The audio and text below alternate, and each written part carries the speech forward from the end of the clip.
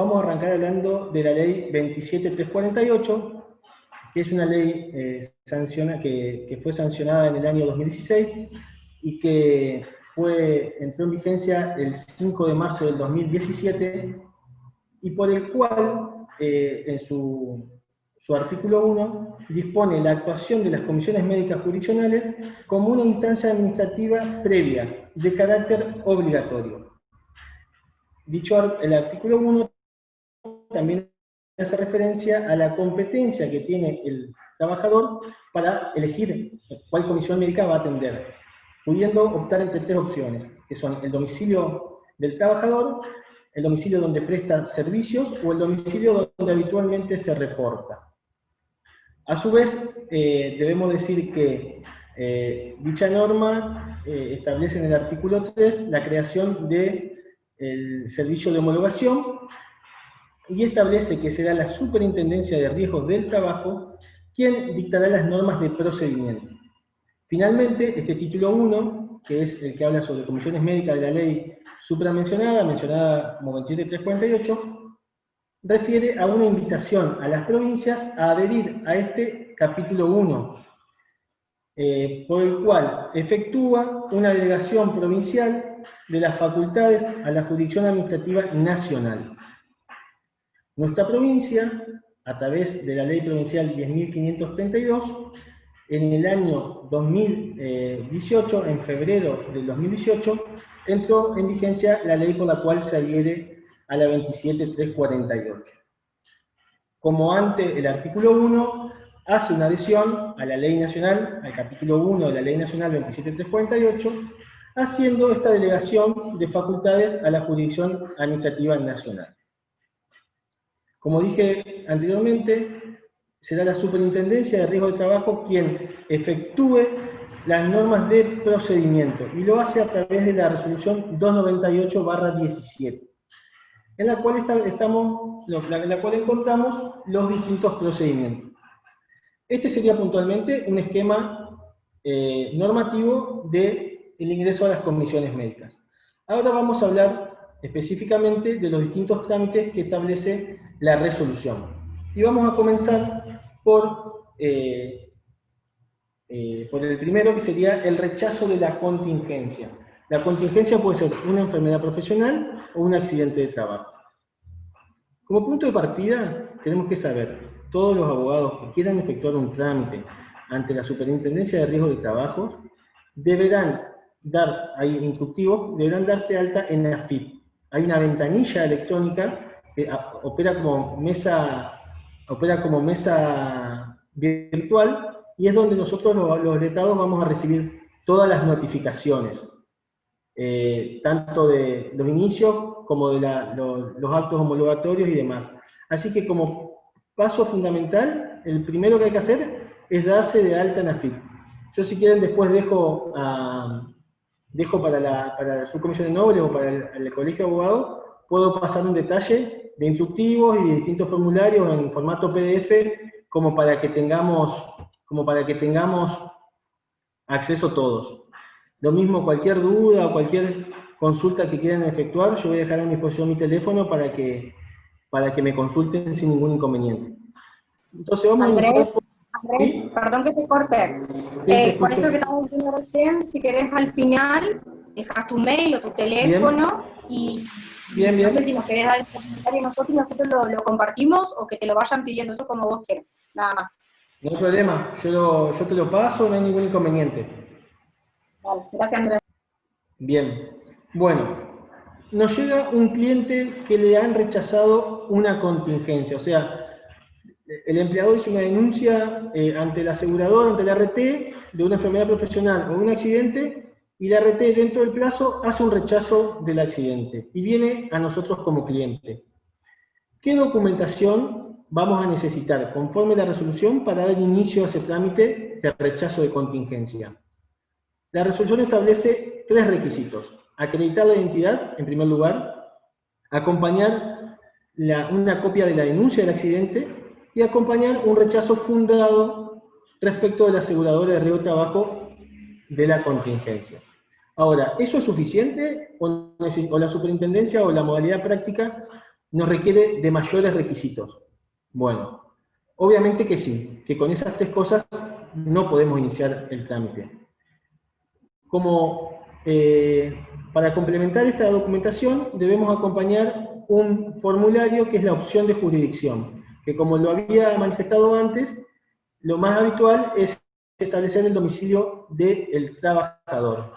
La provincia de Entre Ríos cuenta con 3 comisiones médicas en todo el territorio.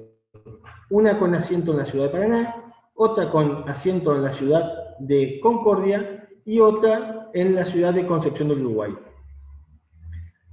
Todos los accidentes o enfermedades que ocurran dentro de lo que sería la costa de Paraná, desde La Paz, Diamante, Victoria, Nuevo Yagua, Uruguay, todas se nuclean en la Comisión Médica de Paraná. Y en la costa del Uruguay se dividen entre Concordia y Concepción del Uruguay.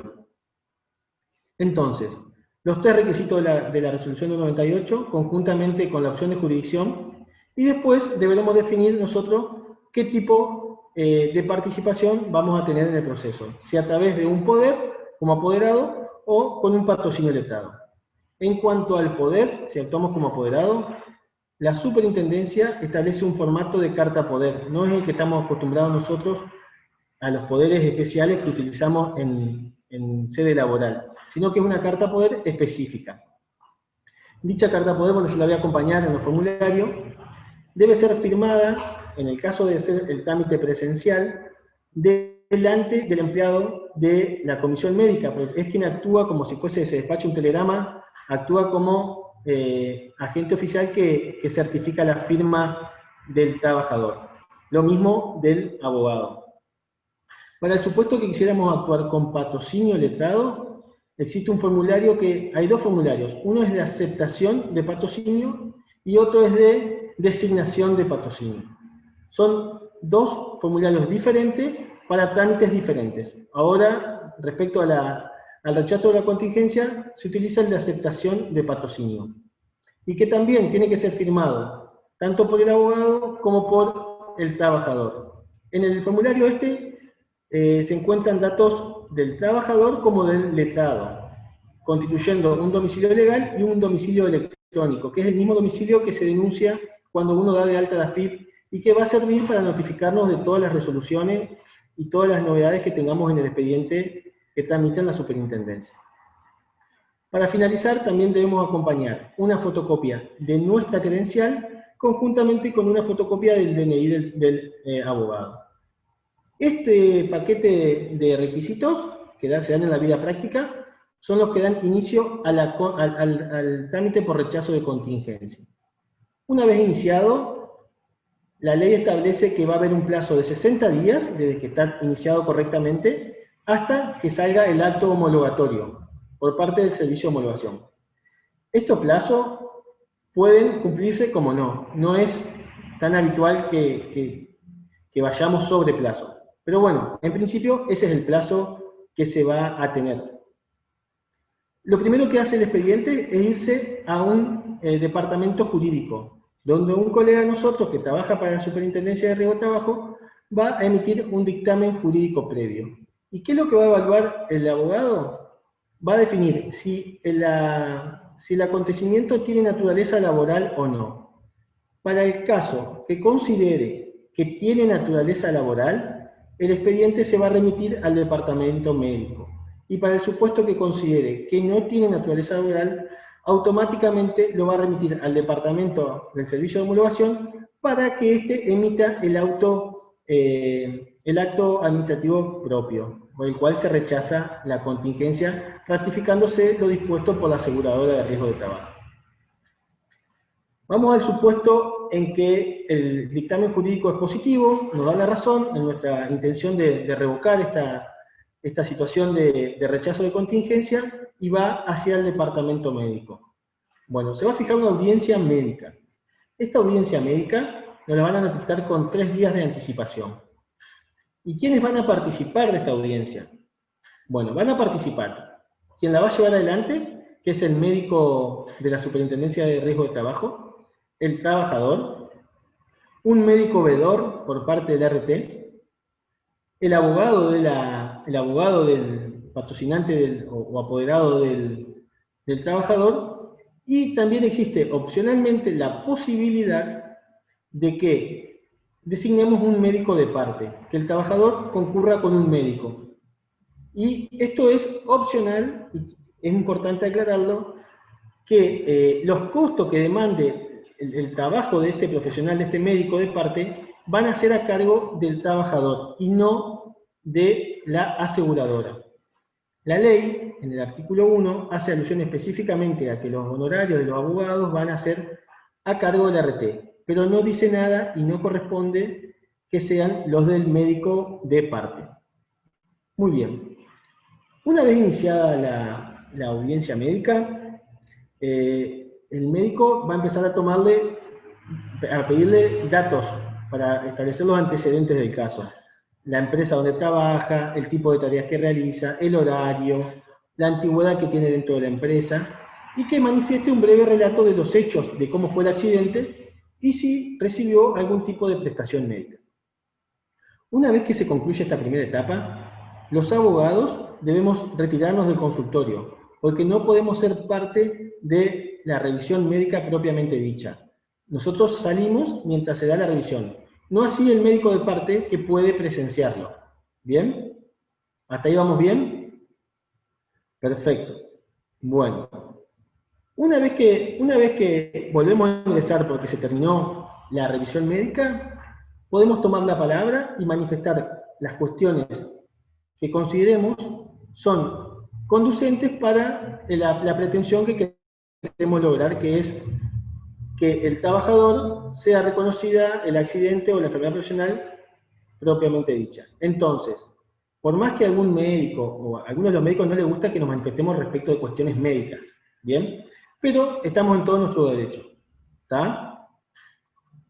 Una vez que se termina la parte de las manifestaciones de cada una de las partes, se cierra esa acta y se firma por todos los presentes, dándonos una copia a nosotros que es importante conservar.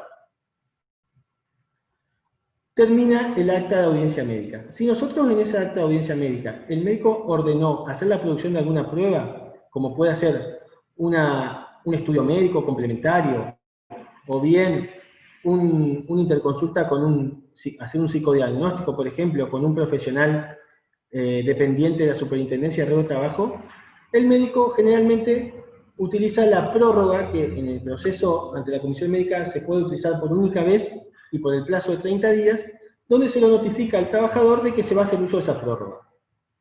Efectuado todos los trámites de rigor y cerrada la acta de audiencia, vamos a tener la posibilidad de tomar vista de ese expediente y efectuar los alegatos, para lo cual tenemos un plazo de 5 días.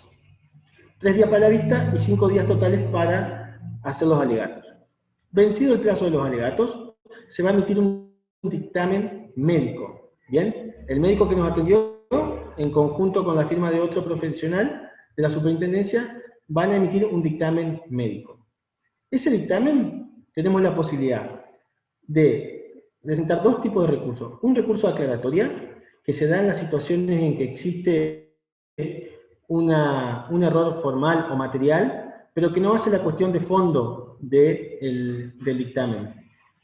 O un recurso de revocatoria, que es cuando se da una discrepancia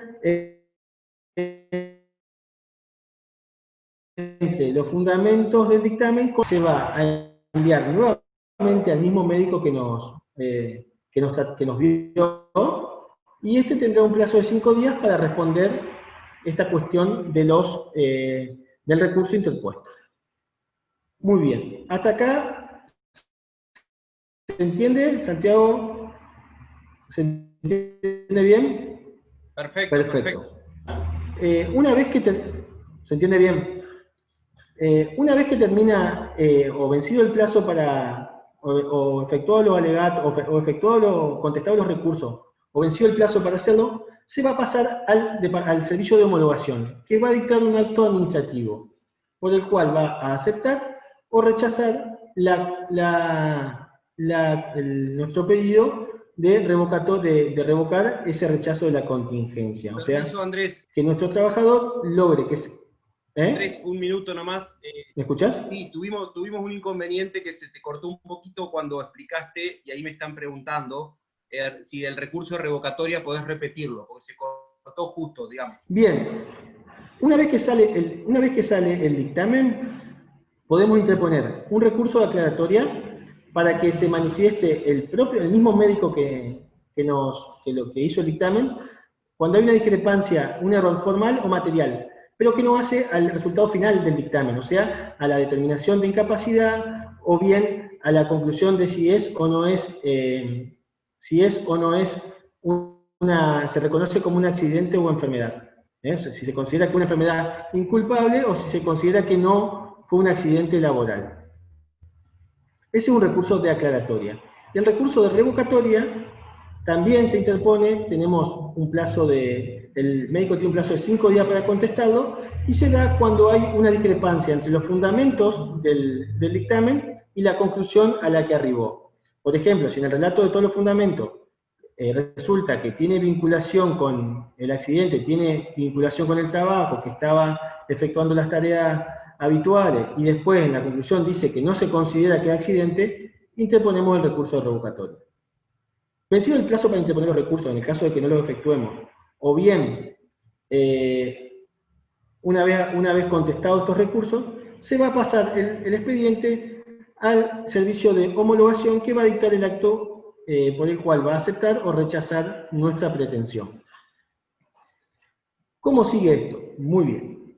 La ley de adhesión 10.532, a la cual hice referencia cuando dimos inicio a la charla, en uno de sus artículos establece un plazo de caducidad y establece que la apelación que efectuemos ante una resolución de la Comisión Médica Jurisdiccional será ante los tribunales ordinarios del fuero laboral, y para el cual tenemos un plazo de 15 días hábiles, a partir de la notificación de este acto del servicio de homologación.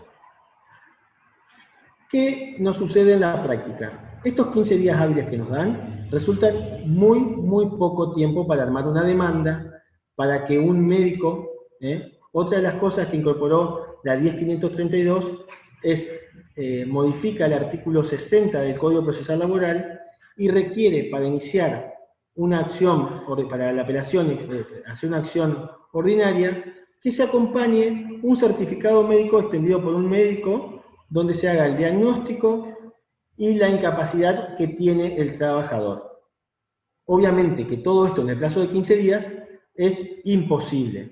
Pero bueno, no vamos a entrar en este momento de la charla en cuestiones referentes a si ese plazo de caducidad puede ser declarado inconstitucional o no. Eso lo vamos a dejar para el final, o cualquier cosa, si alguno tiene una duda específica, después lo podemos tratar.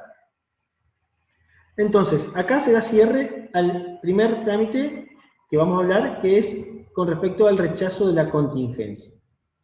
Muy bien.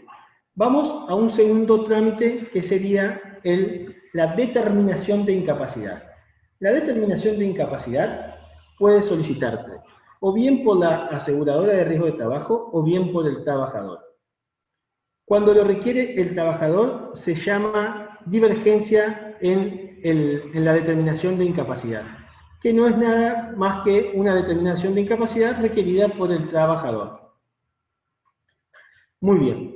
¿Qué requisitos si la aseguradora es quien va a iniciar el trámite? ¿Cómo es el proceso? Bueno, desde el alta o fin de tratamiento, o sea, del cese de incapacidad laboral temporaria, la aseguradora tiene un plazo de 20 días hábiles para dar inicio a este trámite. En dicho lapso, tiene que requerirle al trabajador que haga opción de la jurisdicción. Como habíamos hablado de cuál va a ser la comisión médica en la cual quiere o requiere que se lleve adelante el trámite.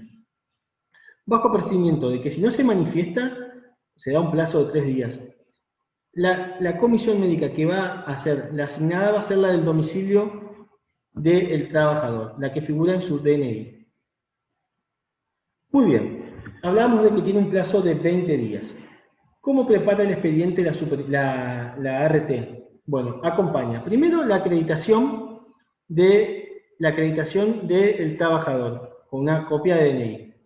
Seguidamente acompaña la historia clínica del trabajador. los estudios obligatorios que debió efectuar en función del tipo de patología que tuvo el trabajador. Los estudios complementarios, en caso de que sean necesarios. En caso de que haya habido intervención quirúrgica, acompañar el protocolo quirúrgico. Acompañar una constancia de CBU del trabajador. Cualquier prestación dineraria tiene que ser después, luego puesta a disposición en la cuenta sueldo del trabajador. Esa es la regla que opera en el sistema de riesgo del trabajo. Y a su vez, acompañar el formulario de competencia o asignación de jurisdicción. Algunas RT, en la actualidad, también lo que hacen es, se contactan con el trabajador y le consultan si tiene un abogado de confianza. Para el caso que lo tengan, se le requiere la documentación pertinente, que es una foto de la credencial y una foto del DNI del trabajador, conjuntamente con el domicilio legal y el domicilio electrónico que tiene el letrado. Esto es opcional por parte de la RT, no tienen ninguna obligación de hacerlo. Algunas lo utilizan. ¿Y por qué lo hacen? Porque en caso de que no lo hagan, cuando la aseguradora inicia el trámite, lo primero que se va a hacer es notificar al trabajador para que en un plazo de 15 días designe un abogado de su confianza. ¿Bien? Y para lo cual vamos a tener que ir a la comisión médica o hacer una carta poder, como expliqué en el primer trámite, y acá no va a ser el formulario de aceptación y designación de patrocinio, sino que solamente va a ser el formulario de designación de patrocinio letrado. Son dos formularios diferentes. ¿Por qué la diferencia? Porque en este segundo formulario ya hay un expediente asignado por parte de la superintendencia que va en ese formulario, conjuntamente con la fecha del accidente. Los demás datos son muy similares. Una vez que está iniciado este trámite, tanto sea por el trabajador como puede serlo por la RT, se va a correr una vista, se va a enviar el expediente al servicio, al departamento médico. Este departamento médico va a fijar una audiencia, que igualmente con el mismo trámite anterior, se va a fijar con 3 días de anticipación y demás. Es importante recalcar una cosa. Cualquier prueba que nosotros querramos acompañar, sea un estudio particular, un informe médico de parte, el plazo oportuno para realizarlo es hasta la celebración de la audiencia médica. Una vez celebrada la audiencia médica, no podemos presentar documentación. ¿Estamos? Bueno, se celebra la audiencia médica con el mismo criterio que mencioné en el anterior trámite. Se hace una revisión médica de la cual no participamos, se hace todo el pedido de antecedentes y después entramos nosotros y manifestamos las cuestiones que querramos. Cerrada el acta de audiencia médica, se firman y nos quedamos con una copia. De igual manera que en todos los trámites. Es importante sacar una fotocopia o ir guardando la documental, porque el trabajador la puede perder o la puede entregar en el trabajo, y es importante que vayamos conservando cada una de la documentación de la cual vamos haciendo alusión. Con respecto, una vez terminado o cerrado el proceso, la audiencia médica, el departamento médico va a emitir un dictamen. Obviamente, también se puede hacer una vista si se produjo prueba y formular alegatos. Y después va a salir un dictamen. Ese dictamen, una vez que quede firme, sea porque no se interpuso un recurso de aclaratoria o un recurso de revocatoria, va a pasar al departamento de homologación. Y en este caso sí se va a llevar adelante una audiencia de homologación, que también va a ser notificada a todas las partes con 3 días de anticipación y concurrirán a la misma. Un oficial, un funcionario por parte de la Superintendencia de Riesgos de Trabajo, un abogado de la aseguradora de riesgo de trabajo, el trabajador y el patrocinante. Nos van a pedir que nos identifiquemos, que exhibamos la credencial, el DNI, tanto del trabajador como de los letrados, y se nos va a transmitir la incapacidad que se fijó para el caso en concreto y un ofrecimiento económico. Muy bien. Acá vamos a hacer un freno porque yo voy a hacer una recomendación que creo que es importante que todos los abogados lo hagan. Cuando se fija la audiencia de homologación, a nuestro mail nos llega una preliquidación o una liquidación efectuada por la Superintendencia de Riesgo de Trabajo. Esta liquidación se efectúa con los valores denunciados por el empleador y no necesariamente tienen que ser los mismos que percibe el trabajador. Entonces, es de buena práctica ir a la audiencia de homologación con una liquidación hecha por nosotros. Obviamente que el tema de liquidaciones da para una charla totalmente aparte, pero bueno, para tener más o menos herramientas, yo voy a hacer una breve mención. Nuestro sistema de riesgo de trabajo establece el pago de prestaciones dinerarias. Bien, en el artículo 14 de la ley 24557 establece una fórmula, la cual tiene un número madre que es el 53, por un ingreso base mensual, por el porcentaje de incapacidad y por un coeficiente que se da de dividir 65 dividido la edad del trabajador al momento del accidente. Tengamos en cuenta esto porque muchas veces entre el momento del accidente y el momento en que llegamos a la liquidación de la prestación dineraria ha transcurrido 1 o 2 años. Entonces tenemos que tener en cuenta que para la liquidación hay que tener en cuenta el domicilio al momento del accidente o de la primera manifestación invalidante en el supuesto que sea una enfermedad profesional. Muy bien. El ingreso base mensual tiene que ser actualizado por índice de Richter. ¿Y en qué consiste el ingreso base mensual? Tomamos desde la fecha del accidente toda la suma de dinero percibida por el trabajador en el último año. Esto incluye el sueldo anual complementario y todos los salarios que fue devengando. Cada uno de los salarios se actualiza por un índice de Richter, que es algo bastante complejo, actualizados al momento del accidente. Y vamos a encontrar el monto de lo que, haciendo una división del total de esa suma, dividido 365, que son la cantidad de días, y multiplicados por el coeficiente de 30,4, que como todos los meses ya sabemos no son ni de 28, ni de 30, ni de 31, se toma como referencia 30,4. Nos va a dar el ingreso base mensual, actualizado por índice de Richter. Muy bien, por un lado tenemos la fórmula. Y por otro lado tenemos los pisos mínimos. Estos pisos mínimos se actualizan semestralmente. En su momento se actualizaban por una nota y hoy se actualizan por la resolución de Superintendencia de Riesgo del Trabajo. La actual es la 24/20. Esta resolución no solamente indica los pisos mínimos, sino que también establece cuáles son los adicionales de pago único, para el supuesto que el trabajador tenga una incapacidad superior, o sea, una gran invalidez, que es una incapacidad superior al 50 y menor al 66, o en su defecto, una incapacidad laboral total que es por mayor al 66%. Entonces es importante tener en cuenta estas notas. Entonces, confrontamos lo que nos da el piso mínimo multiplicado por el porcentaje de incapacidad, lo contraponemos con lo que nos dio la fórmula. Aquella que surja un monto mayor es la que vamos a tomar para seguir con nuestra liquidación.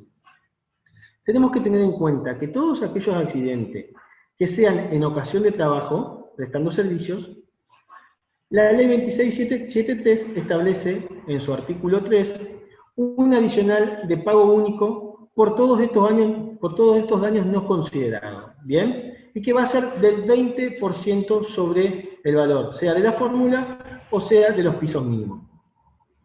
Una cosa importante, si tenemos un caso complejo, donde hay una gran invalidez o una incapacidad laboral total, tenemos que saber que ese 20% se va a tomar de la suma, tanto de la fórmula o los pisos, sumados al adicional de pago único.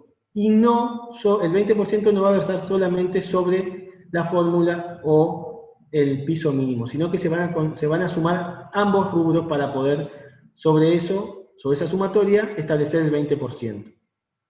Entonces, mi recomendación es que practiquen una liquidación, van a aprender haciendo las liquidaciones una vez que vayan practicando, consultando. La parte de la actualización por índice de RIPTE seguramente van a tener que preguntarle a algún contador amigo, pero no es algo imposible y es algo que a ustedes les va a dar una tranquilidad, que cuando llegue el momento del ofrecimiento económico van a tener plena certeza de que si ese ofrecimiento es correcto o no es correcto, si está por debajo de lo que se requiere, de lo que le corresponde al trabajador o no. Muy bien. Llegamos a la situación de que estamos de acuerdo tanto con la incapacidad como con la prestación dineraria que se va a otorgar por parte de la aseguradora. Se firma un acta de audiencia, las partes prestan la conformidad y tengamos en cuenta que esto se explican los alcances de la firma de este acuerdo, que lo que va a hacer es hacer cosa juzgada. Muy bien. Vamos al siguiente paso, que sería, se cierra el acta de audiencia, se firma el acta. Esto pasa al servicio de homologación, para que emita el acto homologatorio de este acuerdo que se celebró, y para el cual tiene un plazo de 5 días. En la práctica suelen ser menos, pero la normativa dice que el sistema de homologación tiene un plazo de 5 días. Una vez que está el acto homologatorio, sea en el día 4, 3 o 5, comienza a correr un plazo de 5 días, por el cual la RT tiene que poner a disposición del trabajador en su cuenta sueldo las prestaciones dinerarias que le correspondieran, y que son las que están manifestadas en ese acuerdo. ¿Bien? En caso de que nosotros no estuviésemos de acuerdo con el monto que surge de la preliquidación emitida por la superintendencia. Bueno, en la determinación de incapacidad, sea iniciada por el trabajador o por la aseguradora, se puede debatir este tema en ese espacio de la audiencia de homologación. Y se puede arribar a un monto mayor, para lo cual el funcionario de la superintendencia va a considerar la legalidad de dicho acuerdo. Pero si nosotros no estamos de acuerdo con la incapacidad, eso no puede modificarse. ¿Bien?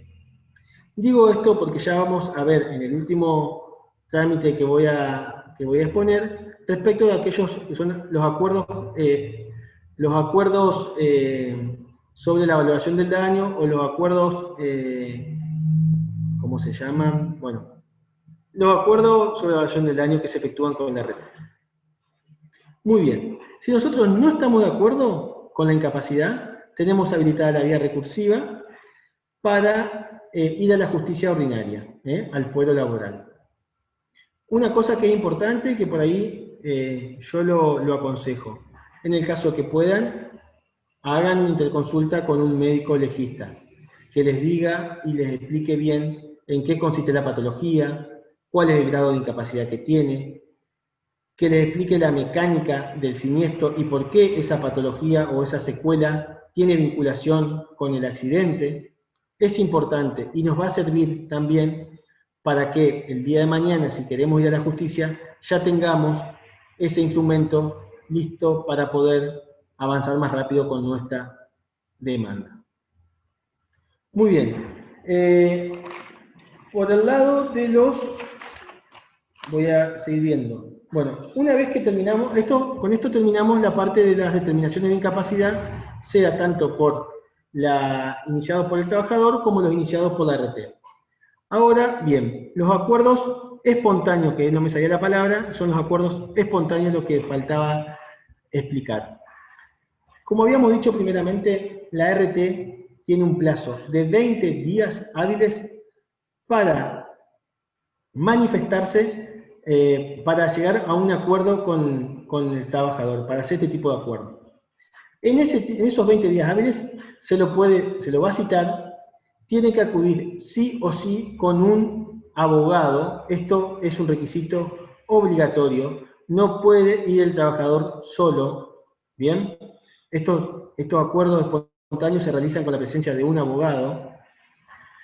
La RT va a hacer una valoración médica, como la hace en su momento, como la puede hacer en su momento el médico de la superintendencia, y va a definir qué incapacidad considera que tiene el trabajador.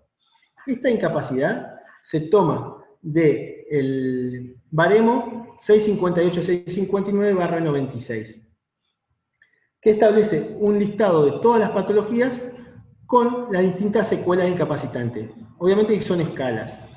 Por ejemplo, la más común es cuando se tiene una operación de rodilla, una menisectomía. Hay una escala que va de 3 a 6 puntos de incapacidad.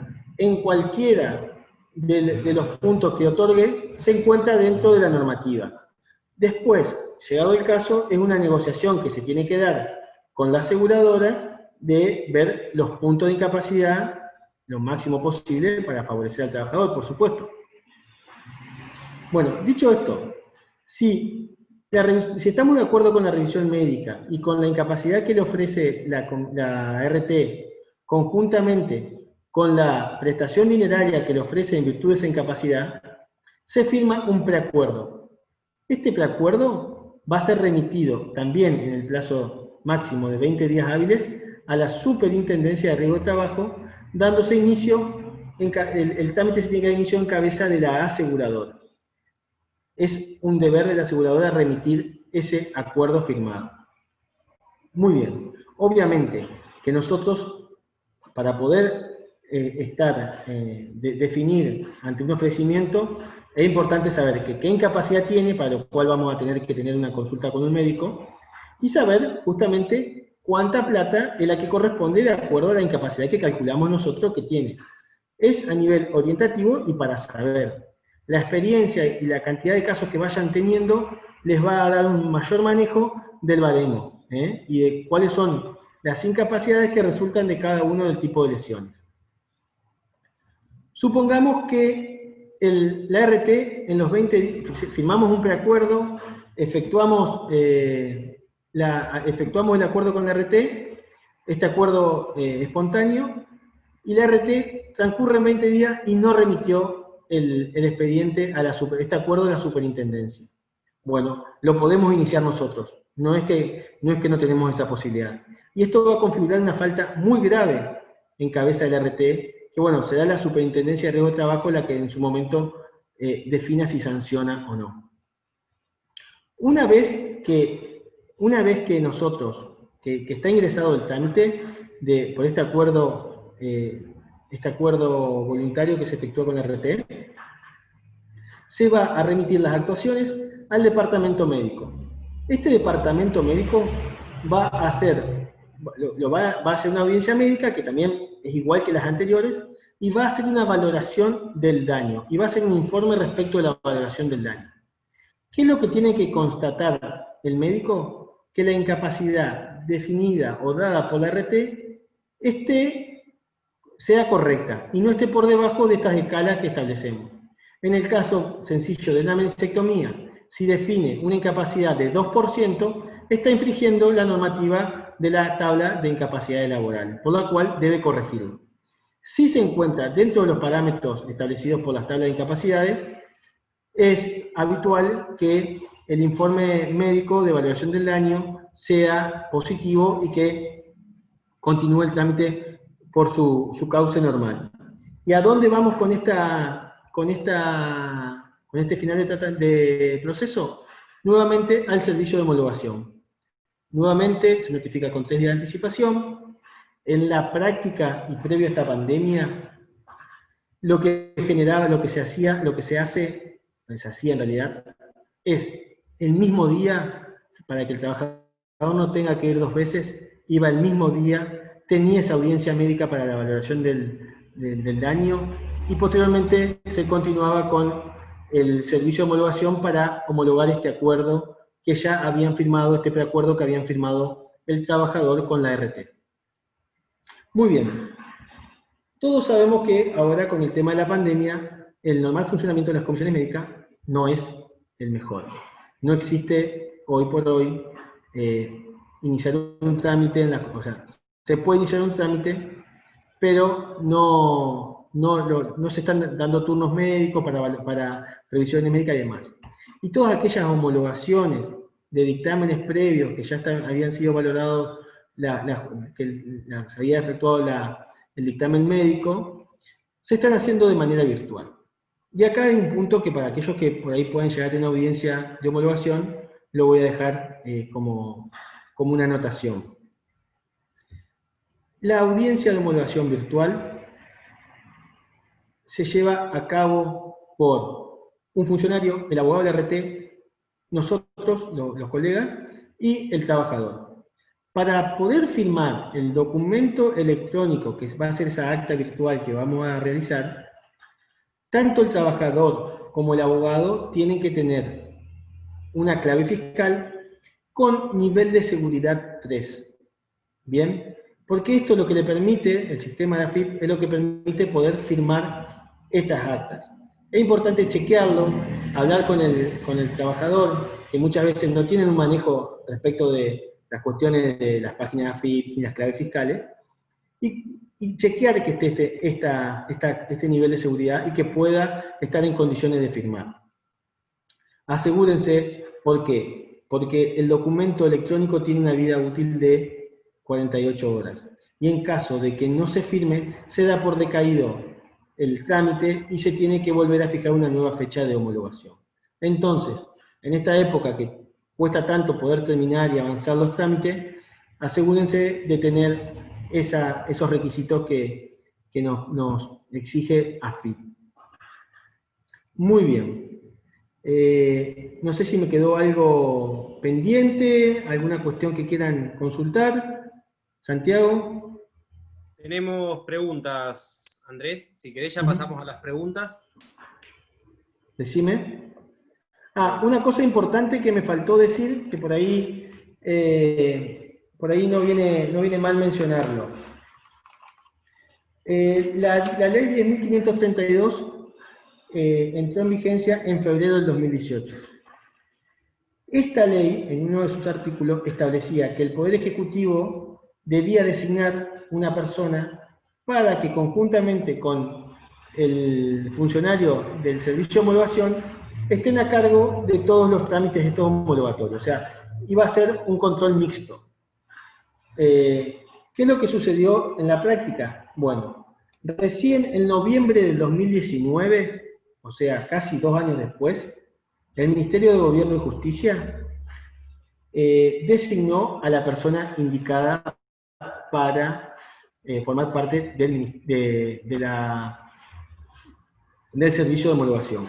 Obviamente que esta persona debió capacitarse, registrar su firma electrónica, así que hasta el mes de enero del 2020, o sea, de este año, esta persona no estaba en funciones en la comisión médica y no se estaban fijando audiencias de homologación. Recién en este año se empezaron a fijar las audiencias de homologación y ya para mediados de marzo se cortó. Así que todo esto de lo que venimos hablando es muy teórico.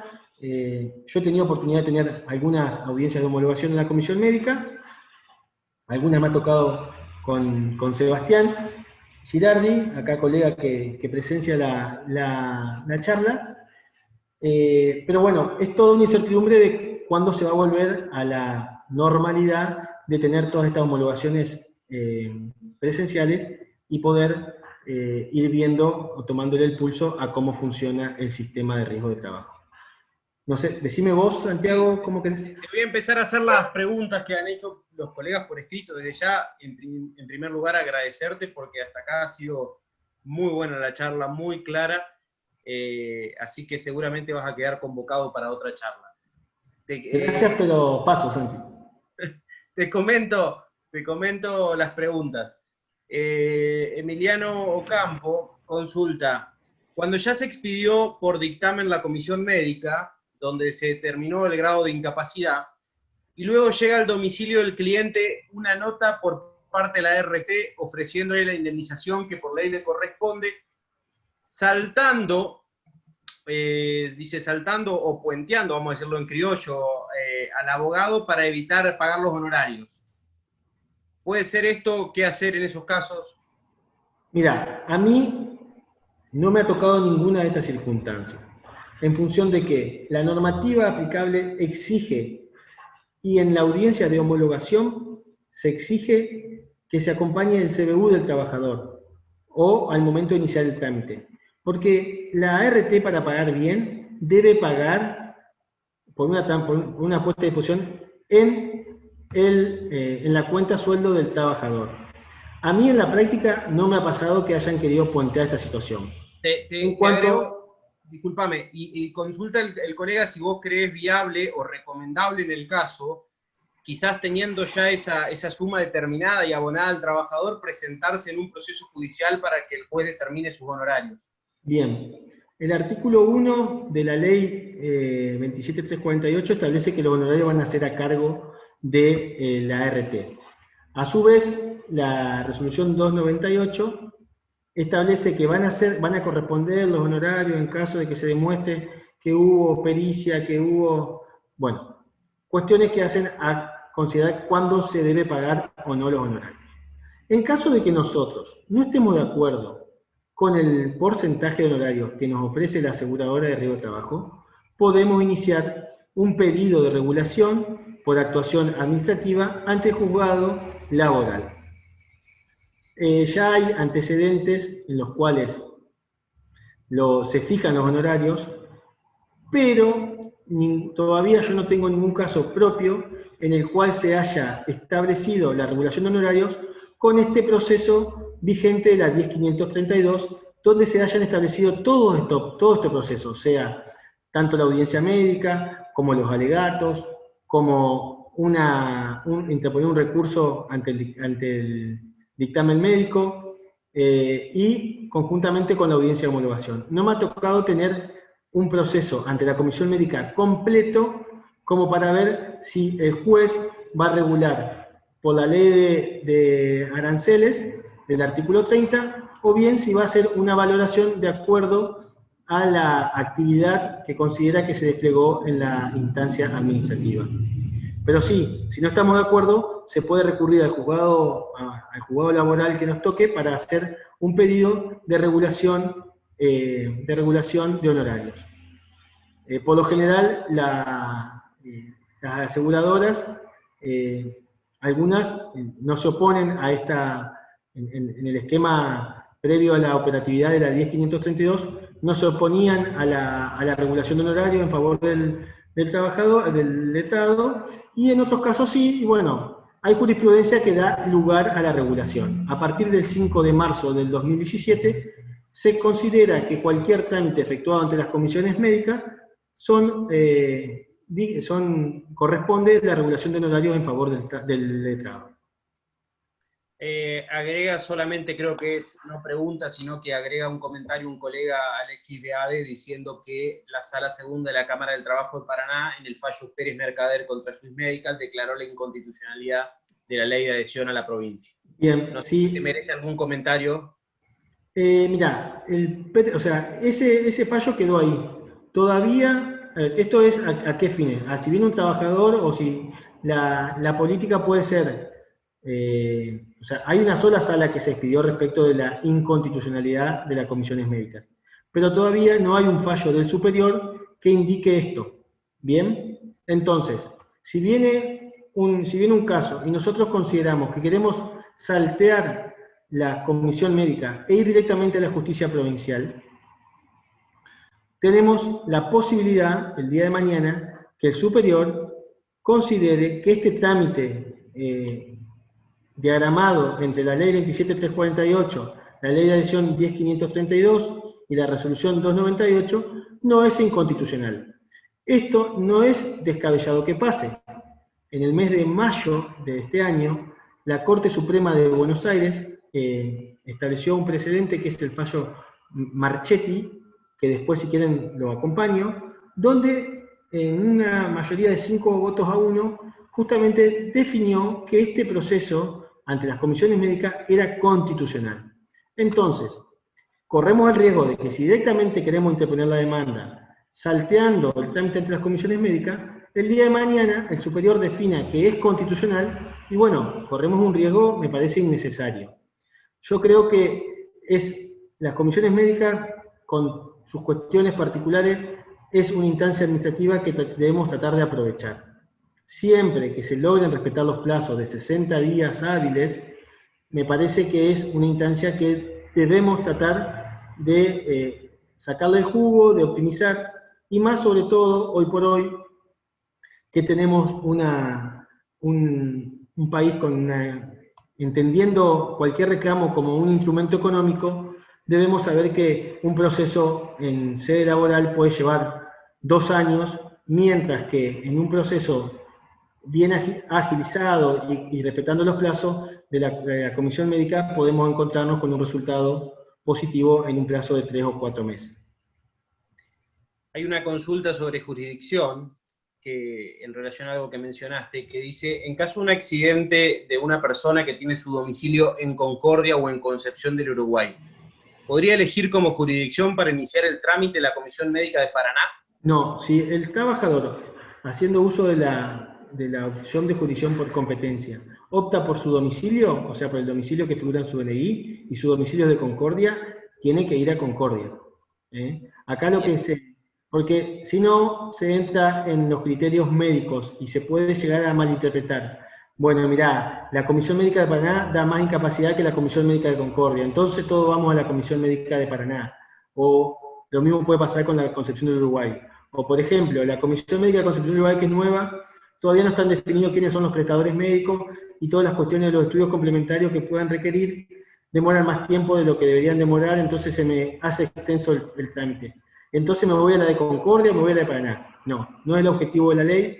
La ley tiene, para encontrarse operativa, requería esto de tener un asiento territorial, que los trabajadores tengan la posibilidad de no trasladarse mayor distancia para poder hacer su trámite lo más cerca posible de su domicilio. Consultan si luego de un juicio se puede pedir el retiro, ¿con qué porcentaje se puede pedir el retiro? Bien, entiendo que cuando habla de retiro, habla de lo que sería el retiro transitorio por invalidez o una incapacidad mayor a 66%. Cuando un trabajador tiene una incapacidad superior al 66%, puede iniciar, en el caso de que sea un trabajador del sector privado, un trámite ante ANSES por un retiro transitorio por invalidez. Justamente es la misma comisión médica la que hace la valoración de esa incapacidad, y si tiene este antecedente, es un tema que va a prosperar seguramente. Consultan si es posible aceptar el patrocinio letrado virtualmente en lugar de hacerlo por el formulario que ya está predispuesto. Si es posible, bueno, una cosa importante. Un trabajador puede optar por un abogado de su confianza, sea un vecino, un amigo, el tío, o bien puede optar por un patrocinio gratuito, que es aquel que le otorga la Superintendencia de Riesgo de Trabajo. En principio se iba a configurar un listado. Ese listado fue un listado de una sola persona. En la actualidad se ha efectuado un convenio para que todos aquellos abogados se inscriban y que esta lista, que era de uno, pase a ser más plural y que, bueno, que cada uno pueda anotarse y ser asignado con un caso. En cuanto me decías a si se puede aceptar virtualmente el patrocinio, mirá, las RT con esto de la pandemia lo que están haciendo es lo siguiente. IAPSER, que es la que tiene la mayor cantidad, se comunica con el trabajador y le pregunta si tiene un abogado de su confianza y evita saltear el paso. Otras aseguradoras inician directamente el trámite y una vez que nosotros, que nos informan, que la aseguradora nos informa que inició el trámite ya, que se vencieron los 20 días hábiles, los abogados pedimos un turno en un turnero que hay, que ahora está frenado porque, no sé si todos saben, pero que la comisión médica en este momento está cerrada por un caso de COVID positivo de un empleado de la dependencia. No sabemos cuándo va a volver a abrir, no hay información, pero bueno, cuando se reabra hay un sistema de turno, se fija un turno y se acompaña. Se puede ir con el poder, o bien se puede ir con el trabajador y hacer la aceptación de patrocinio. ¿Se entiende? ¿Está bien dada la respuesta? Sí, está bien, Andrés. Sigo con otra consulta. Si a un cliente le ofrecen atención médico o psicológica vía Zoom para una evaluación, ¿tiene que acceder el cliente o no? Yo creo que no me ha pasado, incluso tengo un caso ahora que se lo citó para hacer una revisión médica y en el mismo día se va a hacer un estudio de psicodiagnóstico y obviamente que es presencial. Yo creo que, y esta persona no es oriunda de Paraná, sino que tiene que viajar del interior. La aseguradora le ofrece dos opciones, o le da un dinero por cada 100 kilómetros que transita, que se pagan por reintegro, o bien se le pone una autodisposición y se lo trae a Paraná para hacerle esta valoración. Por Zoom yo creo que no se realiza. A ver si entiendo la pregunta, pero ¿qué diferencia hay entre estos casos que normalmente hablamos cuando nos referimos a la ART y las comisiones médicas y el funcionamiento de las mismas en el régimen docente? Bien, el tema es el siguiente. El régimen docente tiene una comisión médica que actúa en lo que se refiere a licencias médicas para su servicio de salud. Tenés un sistema que funciona en calle San Juan, que es una comisión médica provincial.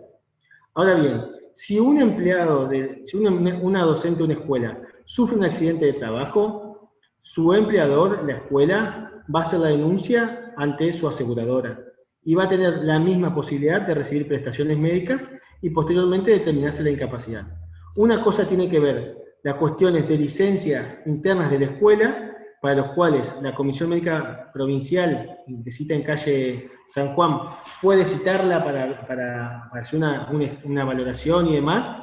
Y después, por otro lado, está la Comisión Médica Nacional, la Superintendencia de Riesgo de Trabajo, que va a ser la encargada de determinar si tiene incapacidad o no, y en su efecto, determinar cuáles son las prestaciones minerarias que tiene que percibir la trabajadora.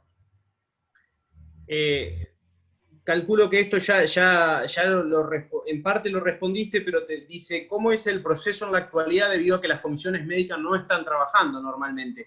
¿Se negocia directamente con la RT y si no estás de acuerdo pasás al ámbito laboral? No, mira, justamente, yo creo que este es un momento complicado en ese aspecto. Las ART están haciendo lo siguiente, cuando consideran que tiene una incapacidad, están automáticamente enviando los legajos a la comisión médica para cumplir con su obligación de los 20 días. Una vez que está ingresado, ya no es una responsabilidad del RT. Los días hábiles administrativos están suspendidos, los plazos están suspendidos, entonces la RT, hasta que no pueda, no nos olvidemos que hay un retraso de 6 meses. Entonces, aquellos trámites que quedaron pendientes desde iniciados entre enero, febrero y marzo, conjuntamente con los restablecidos a partir de que la Comisión Médica empezó nuevamente a operar hace razón de 15 días, y que se han ido asignando algunos turnos sobre todas las cuestiones previsionales, con prioridad sobre las cuestiones previsionales, los médicos están teniendo entre 4 y 5 audiencias entre ambos por mañana. Entonces, hay mucho trabajo pendiente y es posible que los trámites se extiendan. Yo creo que va a haber que tener mucha paciencia, va a haber que explicarle a los trabajadores cuál es la situación real. No nos olvidemos que los juzgados laborales han suspendido las audiencias de vista de causa y la han la han pasado 6 meses adelante. Entonces, la Comisión Médica no tiene una solución mágica y no dista de lo que es la realidad, tanto del fuero laboral como de las comisiones médicas. Una cortita acá dice, perdón, pero si podés repetir cuál fue la última ley mencionada que entró en vigencia en el 2018. La 27348 entró en vigencia el 5 de marzo del 2017. Y la adhesión a esa ley, a través de la ley provincial 10.532, entró en vigencia en febrero del 2018. ¿Qué sucede si el trabajador no puede asistir a la audiencia en donde se determina el grado de incapacidad? ¿A la audiencia médica? A la audiencia, sí, si no puede asistir ese. Bueno, si no puede asistir, el abogado puede, sea en su condición de patrocinante o de apoderado, en ambas situaciones, puede presentar una nota explicando la situación por la cual el trabajador no pudo concurrir, sea por una enfermedad o por una complicación personal, y se fija una nueva audiencia médica. Se pueden establecer hasta 2 audiencias médicas. Acá consultan si podés volver a explicar un poquito cuál es la participación de la AFIP en el trámite, digamos. O sea, esto seguramente debe ser lo de la clave y la ingresar a la mesa. Sí, nosotros la Superintendencia de Riesgo de Trabajo tiene una ventanilla en AFIP. Cuando nosotros ingresamos a la página de AFIP, vamos a encontrar una ventanita que dice Superintendencia de Riesgo de Trabajo. Esa ventanita actúa como mesa virtual. Ahí nos vamos a notificar de todas las resoluciones que salgan de nuestros expedientes. Vamos a poder presentar escritos instando el trámite o solicitando o acompañando prueba o la decisión que querramos tomar. Pero es a través de la página de AFIP de una solapa que hay, que es Superintendencia de Riesgo de Trabajo. Consultan en relación a esto que dijiste, que las comisiones médicas no están trabajando en este momento, pero si hay alguna forma o de algún modo están trabajando online, dice, están trabajando las comisiones médicas online, ¿qué porcentaje de beneficio es para mi cliente? O sea, si se puede o no, y si es beneficioso o no trabajar online. Mirá, yo creo que lo de trabajar online solamente se hacen online en estos momentos lo que serían las audiencias de homologación, las que quedaron de casos que ya hubo una revisión médica. Después, yo creo que todo lo que van a ser revisiones médicas van a ser presenciales. Sí o sí, tiene que el trabajador acudir a la comisión médica con un turno, con los protocolos que se indiquen, porque no se puede hacer una revisión médica en forma virtual. Es imposible y no estaríamos seguros de la evaluación de incapacidad que se puede efectuar. Así que yo creo que sí o sí el trámite está destinado, por lo menos en parte de ello, a hacerlo en forma presencial. Consultan en relación también a FIP, ¿cuál era el nivel de seguridad de la clave? Nivel 3, un nivel 3, que te permite la firma de los documentos electrónicos. Bien. Hay otras consultas y ya van siendo las últimas. ¿Qué pasa con el daño moral o psicológico? ¿Puedo acompañar un informe psicológico para aumentar el grado de incapacidad? Muy buena la charla. Esa parte quería agregarla porque me parece fundamental. Qué bárbaro. Ese debe ser algún amigo. Mirá, tenemos que definir 2 cuestiones. Por un lado, si el trabajador, por ejemplo, sufrió una lesión severa, como criterio, el médico que hace la audiencia médica solicita y requiere un psicodiagnóstico. O sea, es una evaluación de un psicólogo, que es un empleado dependiente de la superintendencia, donde determina si esta persona sufrió o tiene una incapacidad o una reacción vivencial anormal, que es el término técnico que se utiliza. Para lo cual tiene una entrevista en otro día, otra fecha, en un horario determinado, donde tiene una entrevista y se le hacen distintos test. Ese médico, el psicólogo, va a remitir un informe donde al médico, que es el que lleva adelante la audiencia médica, posteriormente, donde le indique si esta persona tiene secuelas dentro del baremo que indiquen que tiene una secuela por una cuestión psicológica. Por supuesto que en este caso, ese daño psicológico, no un daño moral, sino un daño psicológico, va a ser parte de la incapacidad que se fije en el dictamen médico. ¿Bien? Consultan un colega que dice que tiene un trámite en la audiencia, con audiencia médica ya realizada, pero sin dictamen desde el 13 de marzo. Si hay algún mecanismo que funcione para que emitan el dictamen y que yo pediría, haría un pronto despacho. Mi consejo es que la ventana electrónica te permite, una de las cuestiones que podés hacer es solicitar un pronto despacho. Armaría un escritorio de pronto despacho explicando la situación para que el médico efectúe el dictamen. Perfecto. Te consultan si que una cuestión que no le quedó claro, si la liquidación está mal, ¿en qué momento me puedo quejar o impugnar esa liquidación? ¿En la misma audiencia de homologación? No, la palabra no es impugnar, sino que en la audiencia de homologación se puede dar una negociación.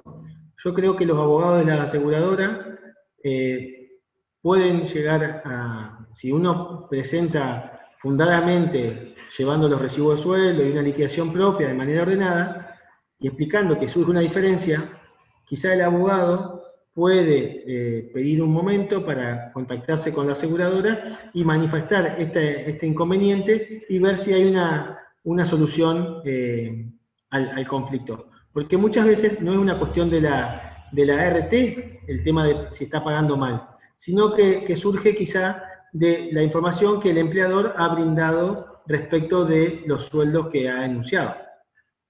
Esto no tiene nada que ver con si una persona tiene un sueldo, una parte en blanco y una parte en negro, sino que a veces no se informa bien o hay una discrepancia.